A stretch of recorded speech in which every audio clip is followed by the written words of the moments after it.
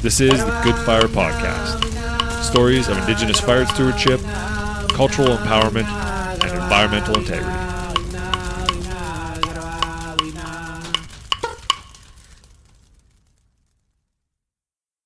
Hey everybody, welcome to Good Fire. My name is Matthew Kristoff. And I'm Amy Cardinal Christensen, and we're here to share stories of Indigenous fire stewardship. So over the next few episodes, we're going to be talking with Indigenous researchers and Indigenous fire practitioners about what they're doing and how they're trying to get Indigenous burning back on the land.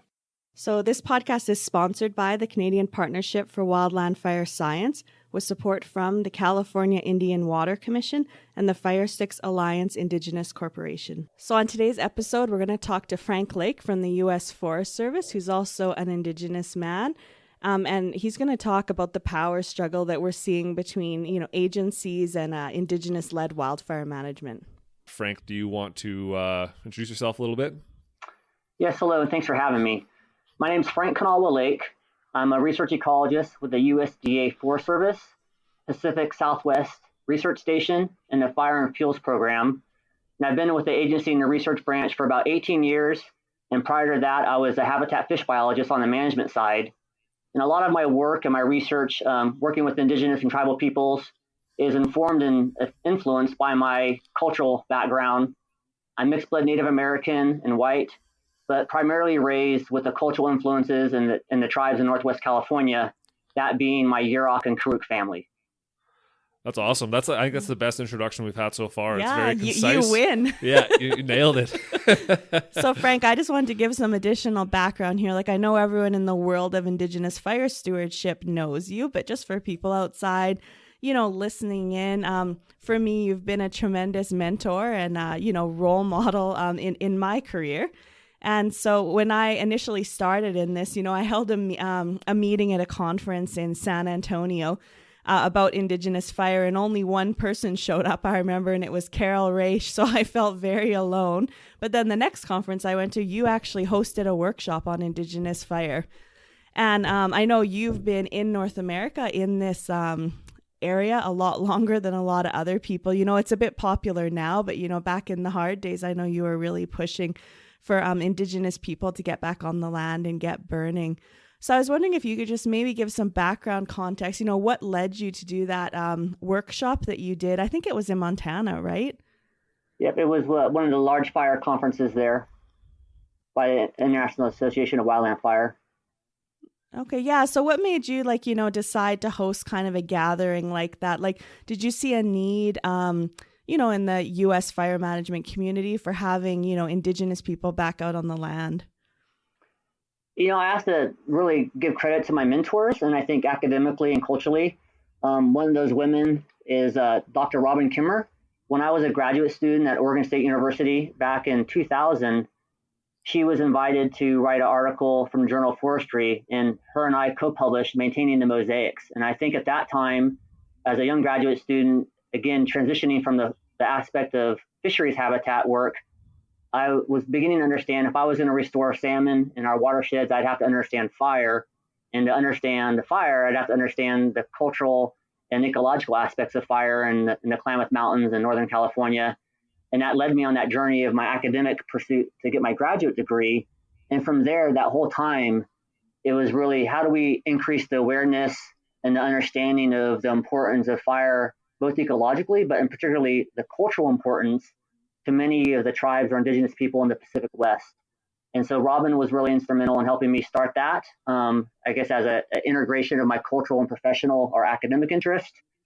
And then from there, I continued to do oral history interviews and work with the tribes and really pursue what I saw was kind of the information gap between academics, wildland fire managers, and then what I was hearing from working with cultural practitioners, particularly a lot of the elders, women, and on the basketry and nutritional foods or first foods. And so moving that forward to this workshop, that came about really in working with people like Vita Wright at the Rocky Mountain Research Station and others as part of that team and saying, what is it that tribes need? What is it that the wildland fire managers need? What is it that fire scientists or researchers need? And so we convened that workshop to try to bring about those issues and address some of those topics. That's great. Yeah. And I mean, you wrote a very good paper from that one too, that I mean, a lot of people have referenced, I think, as well. Can you just give maybe the title of that paper and where it's published so that people can look it up? Yeah. So it's the article is called "Returning Fire to the Land: Celebrating Traditional Knowledge and Fire," and it was the Journal of Forestry, volume 115, number 5. And it was part of a special issue there on tribal forestry and fire. And I was really grateful to my team. That was Vita Wright and Penny Morgan, Mary McFadden's, David Weith, and Camille Steens Ruin. And as together, we each kind of came from our own work of fire science and working with tribes, particularly the Salish Kootenai tribe was the host of that first workshop we had. And then that went into the developing the second workshop we had at the Large Fire Conference. Awesome. Yeah, it sounds like so previous to this article and this kind of research, you might have been the one to kind of break this into the modern scientific scene, right? It sounds like there wasn't a whole lot of modern science being done around this subject, right? So it sounds like you had a big impact on, making the broader society around you aware of this, these kind of issues. Yeah, I think what Frank did, like for me, that was inspirational was that they, there was a lot of cultural burners who were kind of behind the scenes, but Frank was kind of the first one, Indigenous person to get a PhD kind of in this topic and then really, get a job with the U.S. Forest Service and bring it to the forefront kind of with, working with the current management agency instead of just like lots of Indigenous people, we'll just kind of hide in our traditional territory and, burn and try and get around regulations. But I think, Frank, you definitely tried to add a lot of profile to cultural burning, which has been great. I think another influence there was I kept up my wildland fire firefighter type 2 qualifications through the National Wildfire Coordinating Group and meeting that. But then I had my resource advisor qualifications. And so as a fire line read or an arduous qualified individual, I often worked with the local national forest when they had fires here and in the local tribes. And I was really kind of a resource advisor liaison between the agency archaeologist and cultural resource specialist, and then the heritage consultants and the tribal leadership when we started to have larger, more complex fires and working with the incident management teams. And that kind of more on the ground, applying my local cultural knowledge, but my academic and my professional training, and bringing that intersection of here's where I'm from as a community, here's how we have this kind of fire management agency framework. How can we be more effective in really understanding what the issues are, both through policy, through the applications of, at the time, working more with the wildland fire decision support system to identify what are those culturally significant values at risk, particularly around heritage and cultural resources. And then that applied work on the ground through many of the culturally significant areas and areas of here in the Klamath helped begin to inform, like, this isn't in the literature. These are things that unless you're actually boots on the ground and feeling the heat of the flame, you're not going to understand that. And so that was one aspect of me wanting to write both in the kind of the fire management journals, but also really at the academic level to begin to narrow that gap and to have an increase in understanding from all different perspectives that I could. That's awesome. So Frank, I'm wondering if you two can just give us an overview of how your tribe uses fire, just for people, that might not be aware. I know, that in the Klamath there are some really kind of interesting techniques, like even for acorns, and you were saying like basket weaving and salmon that people might not think are related to fire, but I think that your tribe has shown that they actually are quite intimately related. Something I framed just in the last year was, what is a fire-dependent culture? And for me growing up, so many aspects of the subsistence activities, the foods, the basket material, even linking to the ceremonies, was around this perspective of fire stewardship and use. And understanding that, I've been to try to think, well, how do fire scientists look at operational fire use and prescribed burning, and how does that relate to cultural burning? And more importantly, as a fire-dependent culture, what are the ways that fire was used historically? What are the modern applications that both can benefit Indigenous people or tribes? and the local public or society. And so for me, in framing it that way, there's the important aspects of, well, you have the natural lightning fire regime, but then this cultural fire regime is really the more sophisticated and deeper understanding culturally and using fire that would increase the frequency, diversify the seasonality, and increase the specificity of burning on the landscape to promote those desired fire effects. And some of those desired fire effects would be promoting the kinds of conditions in that culturally valued habitat and focusing on particular resources, like which shrubs are used for basket material and which trees or other plants are used for important nuts or foods like acorns and pine nuts. And then the whole range of the berries, and even down to understanding which medicinal plants require fire to, one, have the nutritional and mineral and vitamin and the other healthy aspects of them that we learn from elders about. Those are good food, especially when they're burned and cared for, and then bringing that together. So for me, that was the uniqueness, was looking at kind of those, what are the cultural objectives and what are the other influences of that cultural fire regime on these landscapes. And I really tried to frame and articulate that, because I think academically, there was always this notion of a natural fire regime, which I think marginalized or often didn't provide the credibility and the depth and complexity of Indigenous burning and Indigenous fire knowledge. And that's what I tried to bring out and relate. That's awesome. It sounds like you've really thought about like the full range of perspectives that are going on and really tried to bring them together, which I think is a super difficult task to do. I mean, I haven't done it myself, but it sure seems like from all the conversations we've had over the course of these episodes is that the commonality is that complicated process between relating, Indigenous knowledge and Indigenous fire practices with modern scientific method and trying to get them to work together and work together towards a common goal, right? Or helping everyone out. So it's awesome to hear that you've actually managed to pull that off somehow. Yeah. You got a magic wand you can pass around to everybody else. Well, Can you come to Canada, Frank? This notion of kind of the pristine myth, the myth of the pristine wilderness, and that this ecological diversity was just inherently there, when really a lot of our forest and our fire-prone ecosystems, where there's Indigenous people, are the legacy of that complex Indigenous fire stewardship.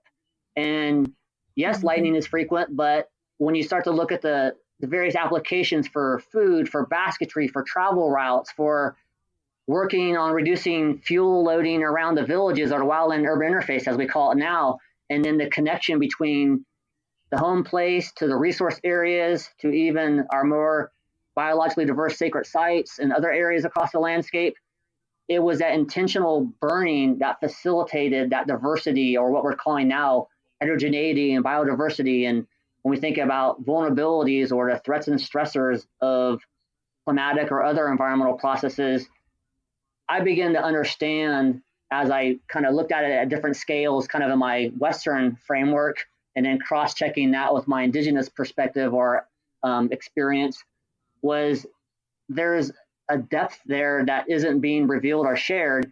But how do we do that in a respectful way, that this isn't extracting that Indigenous knowledge, but helping Indigenous people and those tribal communities and families feel that they can have a voice and a place to relate the way that fire is important to them, but then just not relinquish that knowledge so much and have it kind of taken and then applied by another entity like a federal government or an organization, but really developing the partnerships. And I think the elders I worked with, particularly the basket weavers and the ladies, were like, this is our Indigenous fire use sovereignty, and we have to work with, essentially the colonizers or the people that are now sharing this landscape with us, to learn how to live with fire.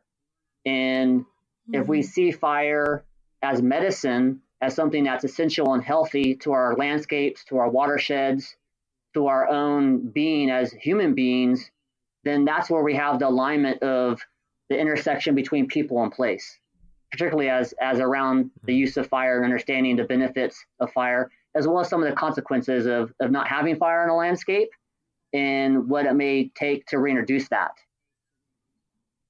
Interesting. Yeah, I think I've expressed to Frank too my concern, in Canada, what I see a lot of in other places too is, that there's now this huge interest in Indigenous fire stewardship, but I find lots of agencies almost kind of want to take or extract that knowledge from our nations and then kind of applied in that colonial setting. So I, a while ago, had brought up to Frank my concern with that, should we share with the colonizer, or, should we keep it private where, we're just focused on our traditional lands? And I think, Frank, had good advice that, Indigenous people, in order for this to work, because it's a cultural burning, right? So you have to have Indigenous people there to make it work with the knowledge.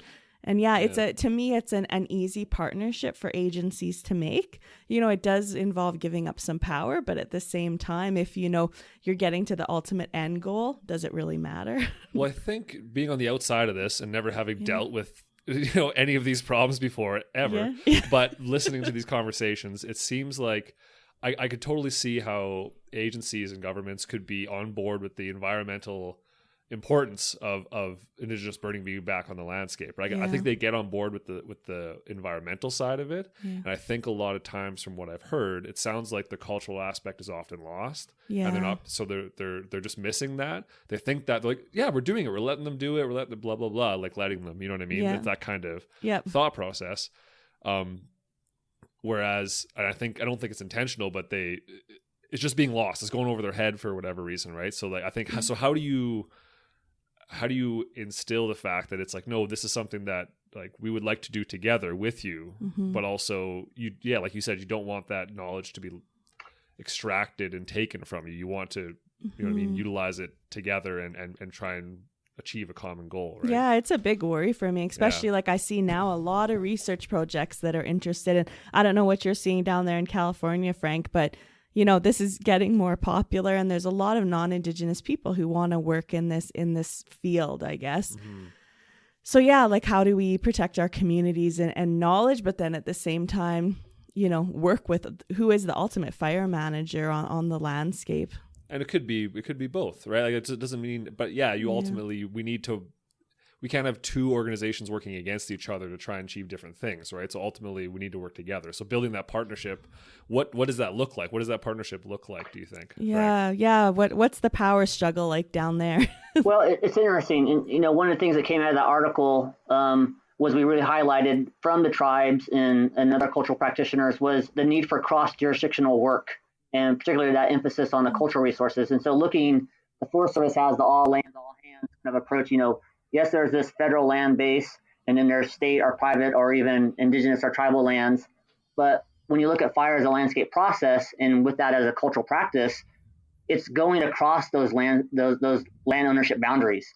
And for some of the tribes here in California, some have reservations or reserves that you would, say if they're in Canada, but others don't. And so a large part of their ancestral territory may be in public lands or federal lands here in the States. And so how do they work with that federal entity, whether it's the National Park Service or the Forest Service? And then on the other side, there might be commercial forestry lands that are private timber lands that are still within their ancestral territory. And that landowner has a different management objective for fire and for forestry applications. And so I think my work with the tribes, some that have their own reservation, some that have a fragmented reservation or different land holdings within the reservation boundary, and in a tribe such as the Karuk that has a large portion of their ancestral territory being in the federal or the national forest, each of them have to work in various degrees to reinstate the cultural practice of fire use. And then also more importantly, when there is the wildfire side of it, unplanned ignition that may be burning in conditions that aren't desirable or maybe threatening life and property and the edge of a community, having those fire management agreements in place. That's one thing I learned that the tribes have with the National Forest here, is that an official administrative agreement for working on fires. And then that helps support the opportunity for inclusion. And here, the Forest Service has a federal consultation mandate where they need to consult and coordinate and communicate effectively with the tribes about any proposed actions, whether it's a planned project like for hazardous fuels reduction or fire risk mitigation, or even in prescribed burning. But then on the wildfire side of it, how they work together to alleviate conflict and then find solutions to the management to achieve objectives on that fire.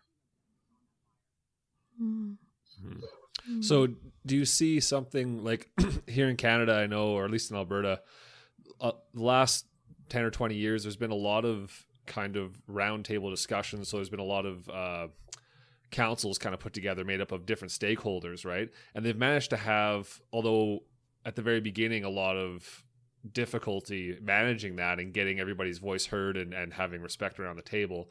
Over time, they successfully regarding grizzly bears and trumpeter swans and different wildlife out there that's of concern.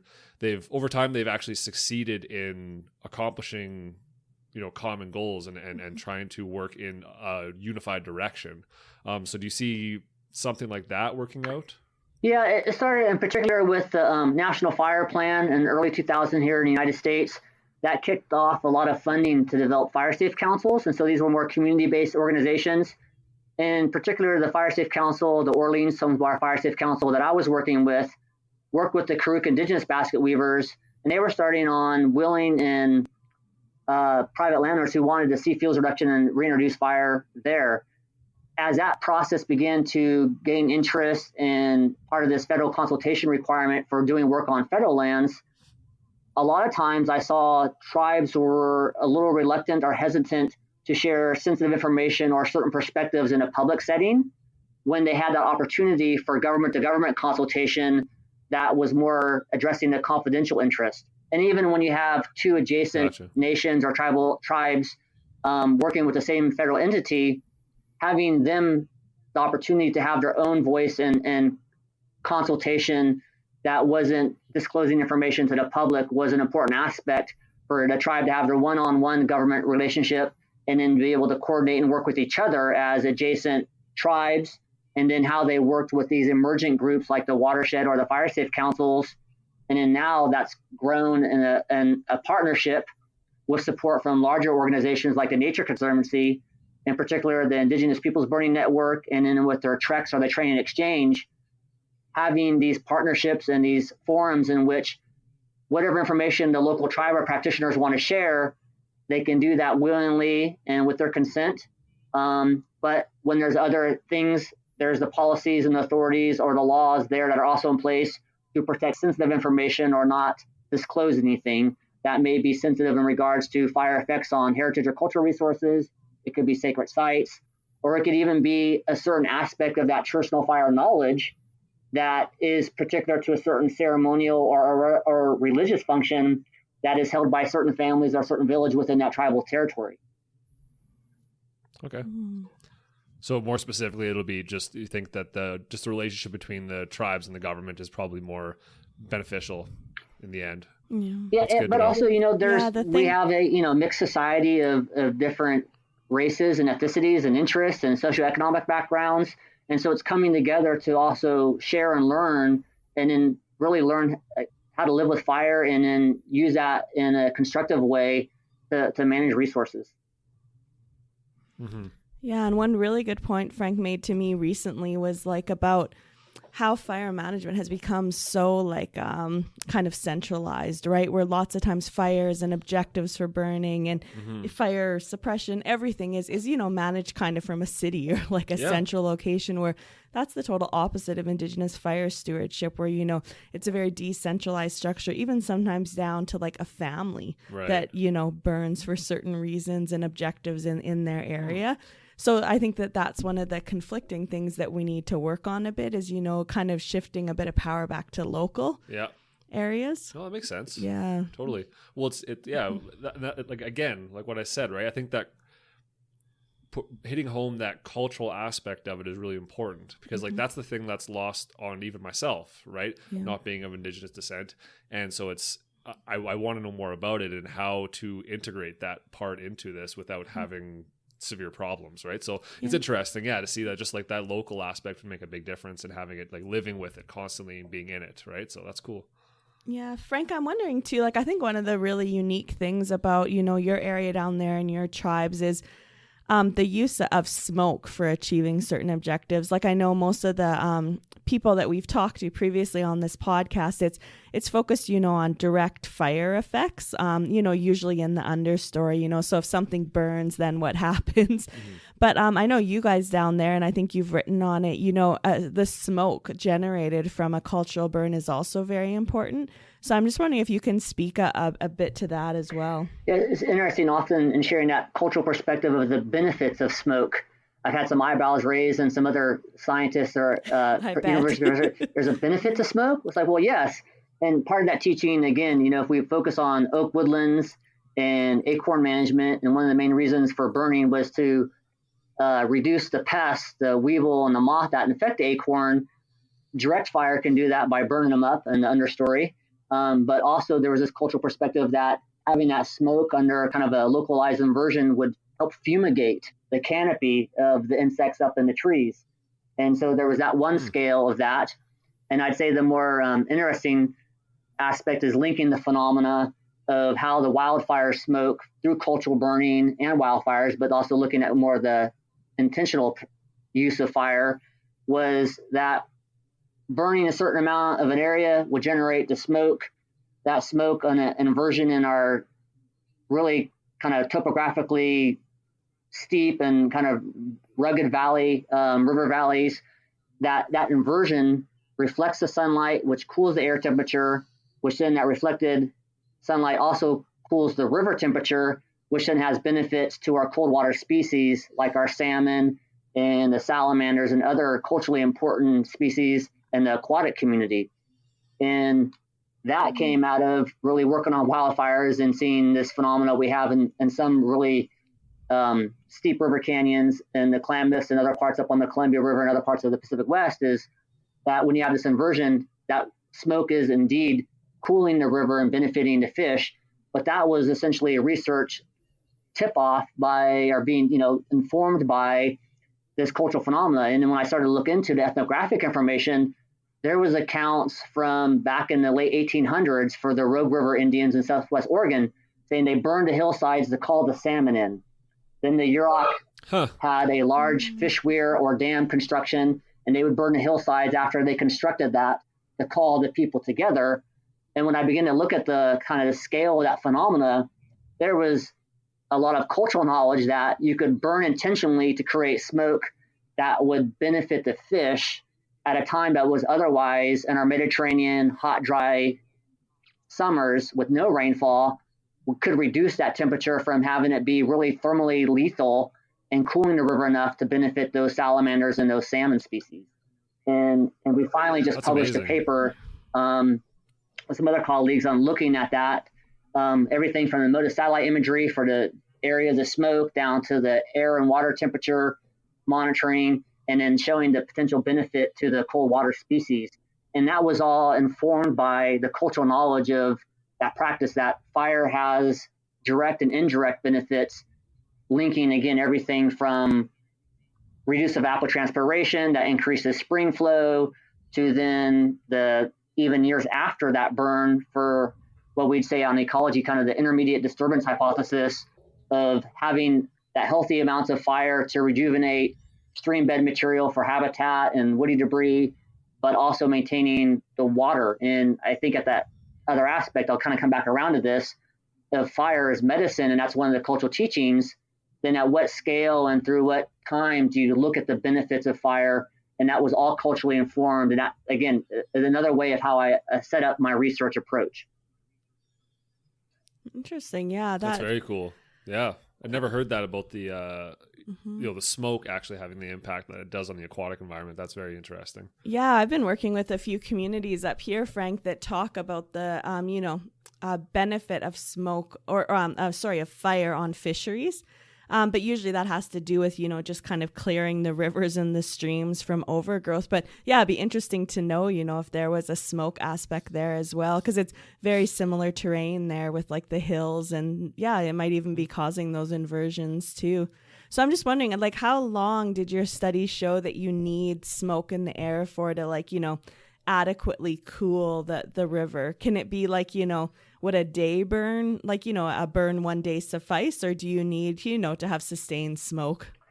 The current study, or at least the study that was published recently, really looked at more wildfire smoke, and that's when we have a lot of regional fires, and atmospherically it's just dense, and so it's a little bit misleading, I think, in some ways to say, well, if you had numerous smaller scale indigenous burns that created a certain amount of smoke, and we are looking at aerosol optical thickness as the metric for that, we begin to look at the amount or the concentration of that smoke and how much it resulted in a cooling of air temperature and a subsequent water or river temperature.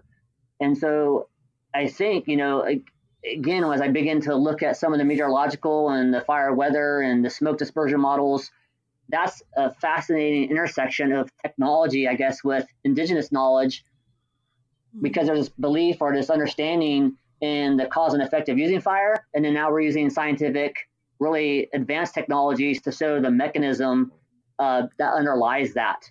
And so I guess back to your question, there is knowledge of burning, but I'm trying to quantify, or if there's a need to begin to say, well, if it's otherwise a hot, dry summer and there's no rain in the forecast, and our river water temperatures are reaching really physiological stressful limits for things like the salamanders and the salmon, can fire be used in a way that would mitigate and reduce that at a local level? And the evidence is there, but I think it's just changing the paradigm for wildland fire managers and even for scientists to think at that scale of complexity, to be, wow, here's something that we learn from the local native people who have lived here for millennia, who are salmon and acorn dependent people and kind of a cultural framing.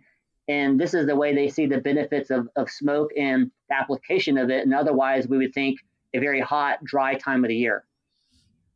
Yeah, really interesting.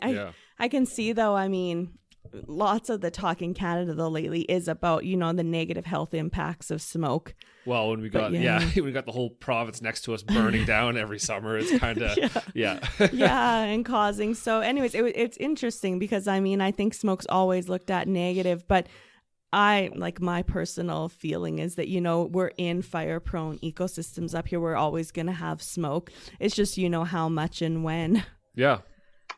Yeah. So, and what's been happening up here has not been ideal to, have smoke all summer long. Well, especially when you go outside at 2:00 in the afternoon and it looks like it's midnight. It's just blotting out the sun completely, right? And you're like 500 kilometers from the fire. That's been the crazy thing. Yeah, exactly. But, I think across the West and other fire prone ecosystems on other continents where there's been suppression of fire, you have to build up the fuels that now with the changing, climatic conditions and the other environmental factors out there, we're seeing higher rates of burning, more intense fires, larger fires.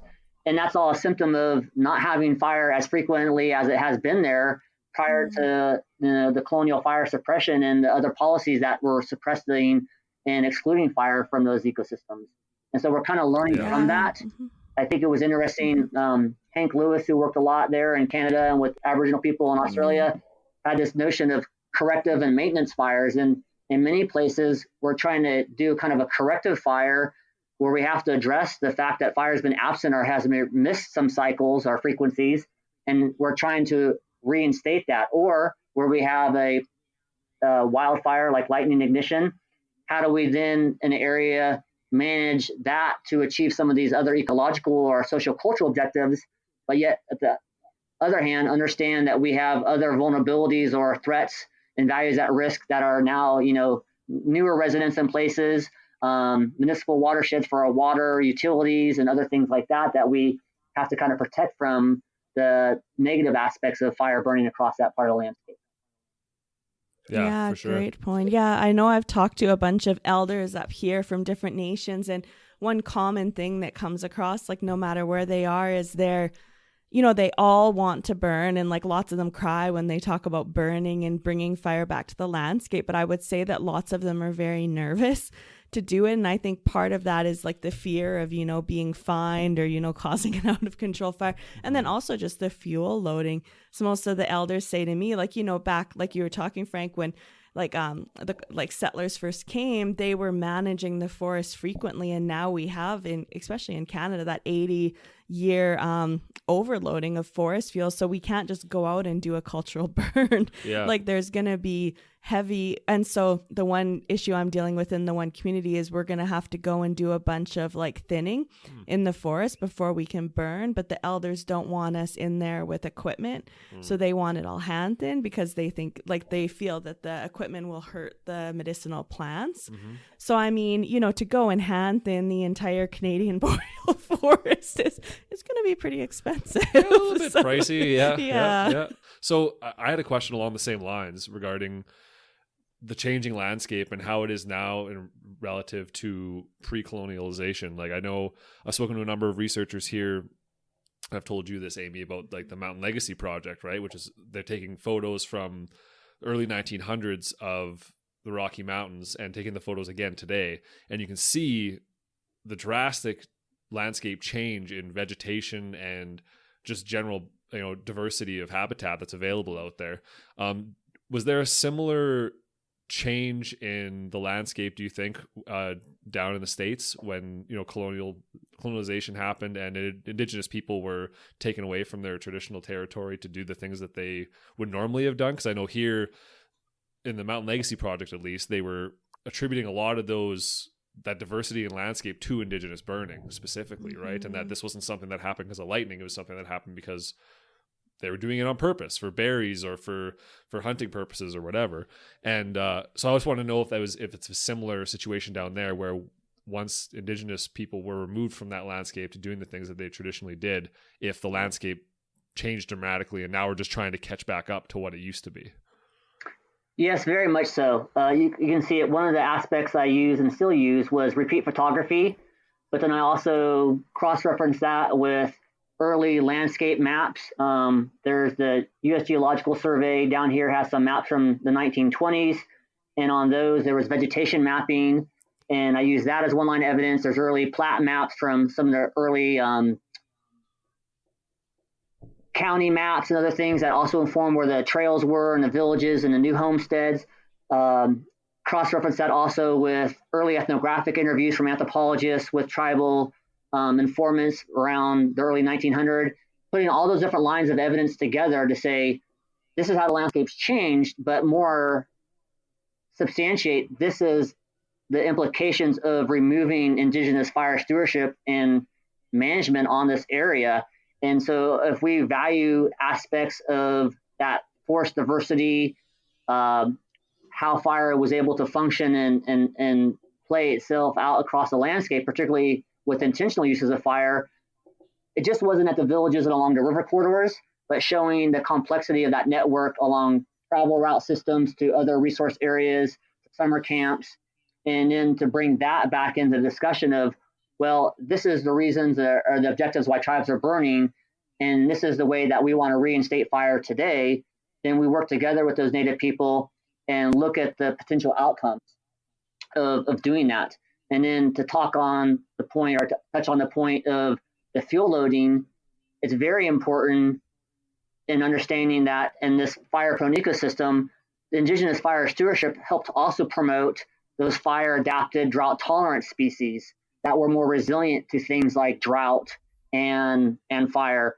And so we have to look in the last century how much fire-intolerant species or the densification of trees and shrubs and brush and the fuel loading is increased. And some of that area we have, I guess, a higher value in our landscape planning around communities of doing the mechanical and manual fuels reduction that help nudge that to those more fire adapted drought tolerant species that then will, at least when we reintroduce fire there through our partnerships, will have that resilience and that ability to recover. And that kind of, again, it gets us from that kind of corrective fire and then the maintenance. And then what does it look like on our maintenance regime everywhere from around our communities, our villages on the river corridor, to even those more remote mountain settings and up in the higher mountain elevation areas, or key ridge systems where we find ourselves managing wildfire or putting fire lines in that might also have conflict with certain heritage or cultural resource values. If we're going to learn to live with fire on this landscape, there's going to be places that we're going to have as high priority for managing and using fire on.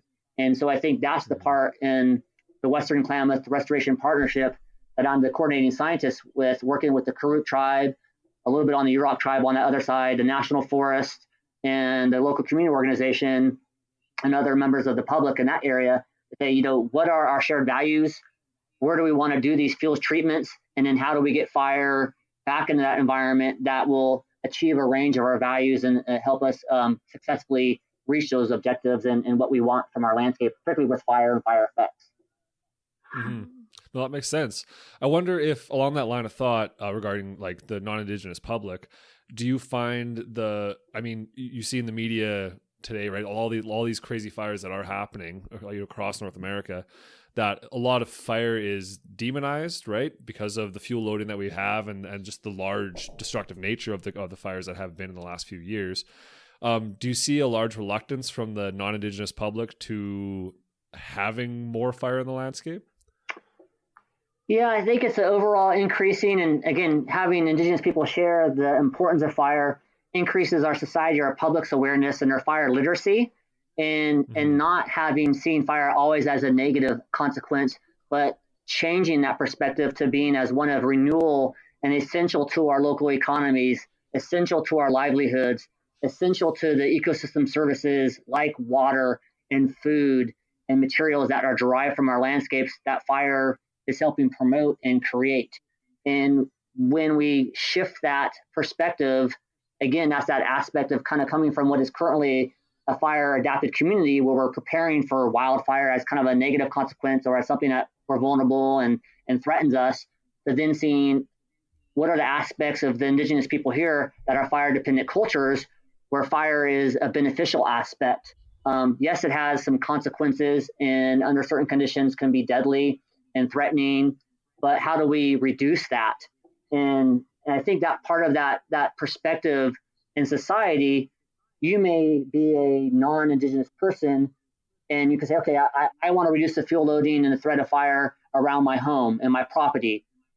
And that also can achieve improving oak woodlands or orchards for traditional foods, or it can also help promote wildlife habitat that is of value to me as a recreational person who uses a national forest, but also might be culturally important regalia species or other keystone species important to the local tribal culture, and then beginning to find alignment for our values around the benefits of fire.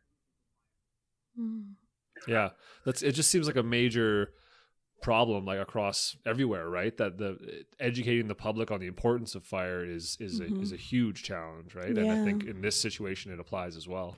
Well, and I think one thing too, that Frank and I are working on this article for this new encyclopedia coming out, but one point that Frank raised in there is not only for non-Indigenous people, but even Indigenous people. Like there's people in our nations that are now scared of fire because of that, fire suppression, Smokey the Bear fire is bad, that has kind of been pushed. So I don't know, what are you seeing down there, Frank, amongst internal in your nation? Is there a lot of support from fire for getting fire on the landscape, or do you kind of have people that are a bit worried?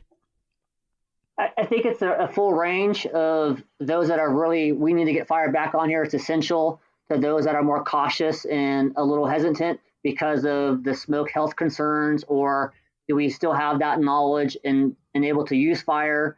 So you have kind of concurrently two approaches or multiple ways of going forward. Is one, we have to rejuvenate our traditional fire knowledge, and as a community of Indigenous people become refamiliarized with it, where often a lot of that cultural burning was considered arson or unlawfully applied, and kind of being able to say, well, we can now burn, like with the training exchange or the Trex burn legally in an area that reaches and it helps attain cultural objectives, but at the same time not have that perspective of like, oh, well, it's just, the defiance of fire use politically or against others, and maybe that negative context.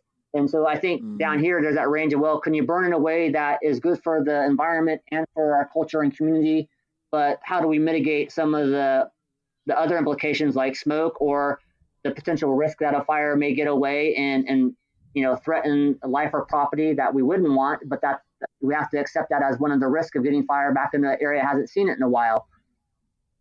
I think, again, the main part there is when I'm working with cultural practitioners and particularly the elders, they enrich that conversation and perspective by saying, if we want long straight stems from this shrub for basket material, or we need this open forest habitat that has more of the lilies and the flowers and the grasses in there, that's important for those wildlife, and the older forest next to it. How do you convey that in a way that this is what we can have as an achievement of our fire use, but that there might be some consequences also too that we have to relearn, that might be a short-term trade-off for a longer-term beneficial gain? Yeah, great point. I think one of the most frustrating things to me as in Indigenous fire stewardship is the loss of knowledge. And part of that is because lots of, especially in Canada, our Indigenous people went, like Matt Carroll wrote a really great article on it, from fire burners to firefighters. And that was, where we were using fire as a tool, and then suddenly it was illegal. And then all of a sudden people in our nations were getting employed and making careers out of fighting fire and, stopping it. So it's kind of trying to shift that perspective back. And there's lots of firefighters who understand the benefit of fire. I don't want to say every firefighter is is suppression focused, but yeah, that's kind of a bit of one of the challenges. But I also see it as one of the benefits, because lots of those firefighters now understand fire from a Western perspective. Yeah.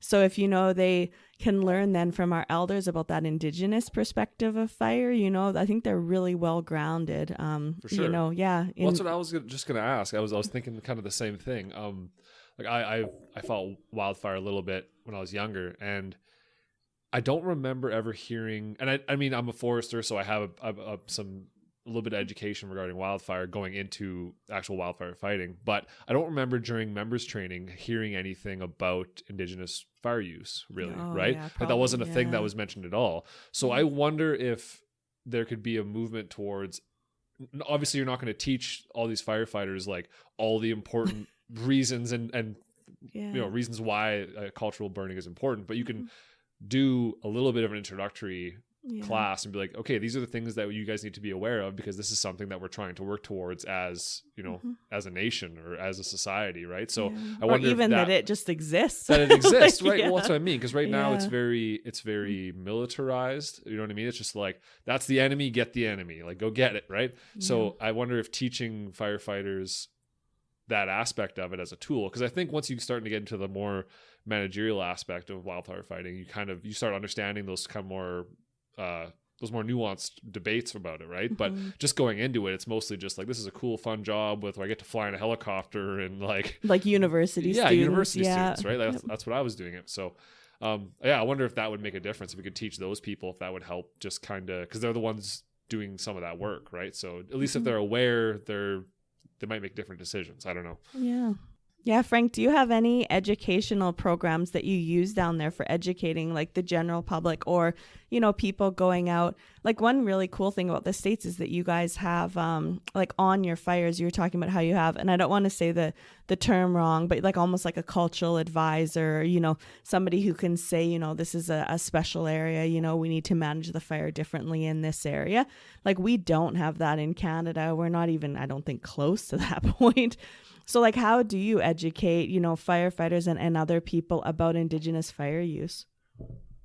I think I've been lucky. Down in Tucson, Arizona, there's National Fire Resource Institute, NAFRI, and they have the higher level courses for fire managers. And I've been involved there in the RX 510, the Advanced Fire Effects course for, probably 10 plus years now. And there's another course on fire and ecosystem management that I've helped develop a curriculum for. So I'm able to, because of the inclusion of that multi-agency, multi-department training facility, come lecture just about every year. And sometimes now some of those courses are every 2 years. So I can reach national scale fire managers. But then also, I think through my work at the local level in helping share that example. So in Fire Management Today, which is the U.S. kind of a fire managers publication, put out by the Forest Service and other agencies. I wrote an article in there just describing, here's this new framework for a fire management agreement between this national forest and this local tribe that provided for a tribal representative who works directly with the incident management team. And then you had the heritage consultants who could be level one, like, elders and practitioners who might not be out on the fire. Then those other ones that are essentially cultural resource specialists who work directly with archaeologists and the fire observers and the suppression crews to then identify, what areas of the landscape are more sensitive or have higher level concern. We talk about the mitigation or minimum impact suppression tactics that can be used not only in wilderness areas, but also around areas that have heritage or cultural resources. And so for me, it's across that gradient from a local level, helping inform others when I hear from other tribes saying, we wish we had something like this to work with our national forest, sharing that example, and then using that as part of my case study when I lecture at the National Training Institute. Awesome. So can you talk, just because I think it might be interesting, especially for our audience up here in Canada, about the cultural resource advisor positions on the fire? So is that, first of all, how did that come about? Has it always been, that you had tribal people advising, the fire management team? And then, how do they work in an active fire setting? Well, particularly here in the Klamath River, the Karuk tribe, the Yurok, and then the Hupa Indian Valley Reservation there, they each have their own tribal government to Forest Service, National Forest agreements. And so when a wildfire does occur in one of those tribal ancestral territories or area of mutual interest where there's adjoining tribes, territorial boundaries, say like in the wilderness, that agreement sets into place where you have a tribal representative who works directly with the incident management team, who's there kind of at the planning tent at fire camp. And then it provides those heritage consultant levels where you have fire line qualified personnel who are tribal employees who work directly there with the divisions and the other operational aspects of fire personnel. And then there's even more parts of that now through the Bureau of Indian Affairs and cost reimbursement and working with the tribe to have the tribal fire crews there. That can be anything from a type 1 crew, which is more of your well-trained firefighters, to a type 2 team, to even having fallers, the chippers, water tenders, all the other fire equipment and resources that are now attached to that fire. And so having the local agency representative, like the forest supervisor, work with the incident commander or that incident management team, and then having that designated tribal representative, that facilitates that consultation requirement, and helps support that, but it also really facilitates the consultation, the communication, and the coordination about what kind of fire tactics are going to be used, how they're going to be employed or carried out on the ground, and then having that filter and that feedback system about what would be kind of an appropriate level of action or not from the tribe's perspective and interest, and working with that incident management team as well as the local agency. And then that trickles down through the chain of command to all those resources on the ground. And so within what we call the wildfires here, the incident action plan, often stated right at the beginning is, one of the objectives for management is to protect natural and cultural resources and to work closely with local cooperating partners and the tribe.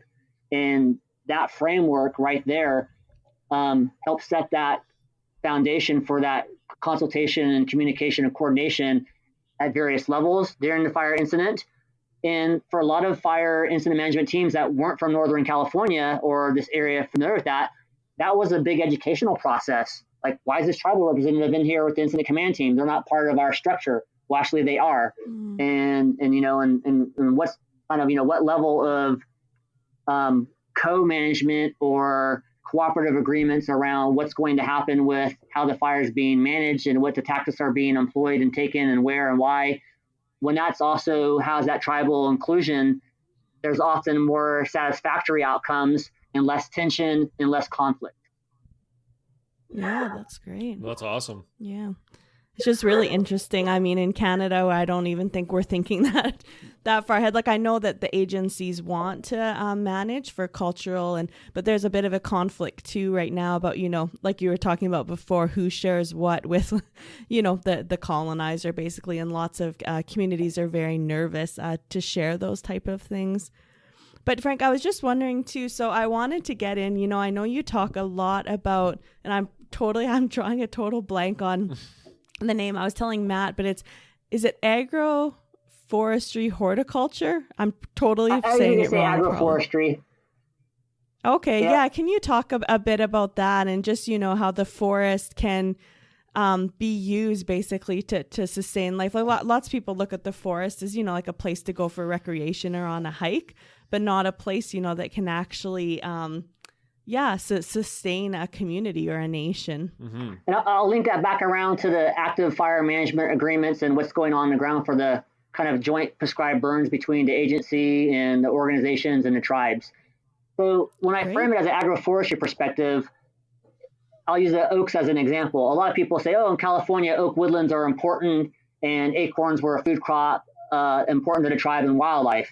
Well, if you say that's an oak woodland, that's one perspective, and you think it's natural. If you say that's a orchard that has hundreds, if not thousands of years of tending and stewardship, it changes the perspective. I even think on my own property and working with my adjacent landowner, our big flat there has big legacy, hundreds of year old oaks. And when I began to talk to my neighbor and say, I'd like to work with the Fire Safe Council and the tribe to do some prescribed burning, but we have to do some fuels reduction work, and I called it an orchard. He's like, well, what do you mean by orchard? I was like, well, there's indications in the structure and the composition of why these trees are here. That's the legacy of that indigenous stewardship. But there's also a range of other artifacts, from fire cracked rock for heating and cooking acorn soup to the food processing tools and other things that we see that indicate that this has been a long-term established, what we call like a coupled human and natural system around this. And it's just not the oaks, but then you have the shrubs that are the berry plants, the basket plants. And then you have that understory. If it's not choked out with dense trees and heavy surface and ladder fuels, you would have more of a rich understory. That would be your additional foods, your medicines and materials, and providing that optimal desired wildlife habitat. And so for me, the agroforestry part of framing that is really getting the public to see that a lot of the old growth or the structure of these wide open trees or big pines are in fact a legacy of indigenous stewardship, particularly for their values around food security and other resources that was promoted by a very specific fire use to promote that condition. And as we revive the cultural practices and we think about this through the agroforestry lens, you look at the functionality of, again, the forest. You have the overstory of the dominant trees that can provide one form of service. Maybe it's going to be foods, maybe it's going to be nuts and things like that, and acorns. Then you have your understory or your midstory that may have a different type of species. Some might be more fire adapted versus others. And then you have that whole scale. So by, I think, articulating and breaking that down to say, as we do our landscape restoration strategies and we have these prescriptions informed by indigenous uses of the forest, we can see how we can get these desired species in the composition of our trees and the shrubs and the understory herbaceous material that provide a range of resource uses and potential. And then fire is the most energetic way that we can manage that to maintain that condition. And that was the model that was here, that otherwise a lot of ecologists or community might assume as being a naturally diverse and rich forest that's had some effects because of fire exclusion. But if we just get fire back in there, it'll recover it. It's like, well, no, high intense fire now would actually burn up those legacy oaks or pines, and they're vulnerable. So we need to do things that mitigate or reduce the risk of them when we reintroduce fire. And then again, once we get to that maintenance burning, those will have more resilience and more diversity that achieve some of our recreation or other public values, but also meet the needs of the tribal community who are really relying upon those for their various foods and materials. Yeah, that's awesome. Great explanation, Frank. You're doing a lot of stuff down there. Do you ever get exhausted? It seems like, you're involved in a lot of things. I'm an ambitious person. And, I think at a very personal cultural level, the elders that took time to teach me something, show me something, their gift of knowledge. I have a responsibility for that knowledge. And I say they loved me because they cared for me enough to teach me something and help me take a look at it, help me teach me how to gather it, how to use it, teach me the benefits of how fire relates to that. And now to honor that knowledge and that responsibility, I try to carry that out professionally and also culturally and work, I guess, as a scientist, but also at home, even down to my own subsistence practices with my family and my cousins and other people, is to keep it living.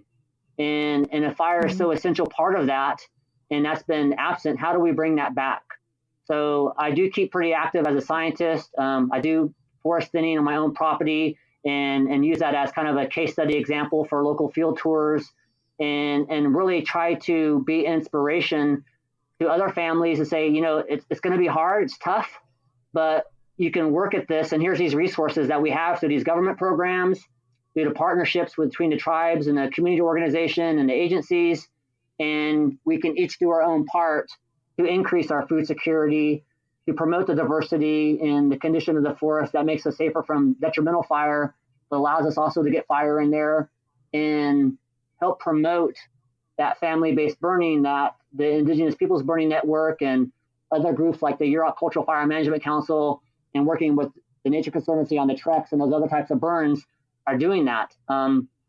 Another aspect of that fire management agreement I talked about earlier was on the side of wildfire, but now the Karuk tribe and the Forest Service, the Six Rivers National Forest, are using that to do cultural prescribed burns.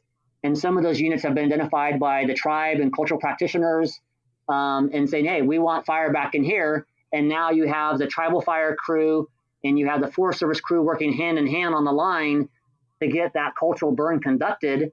And then we have the cultural practitioners coming in, whether they're working with the tribe's food crew or they're just families going out there, watching the burn, being able to have opportunities at the more family-based burning through treks to burn on their own properties, and then go out there and teach the younger generation. And I think that's the strongest thing, is that you have an elder who has this wealth of knowledge, and you have younger people who are hungry for knowledge and want to connect to their cultural practices, to their place, and fire is helping renew that and rejuvenate that. Yeah, that's awesome. Oh, it is.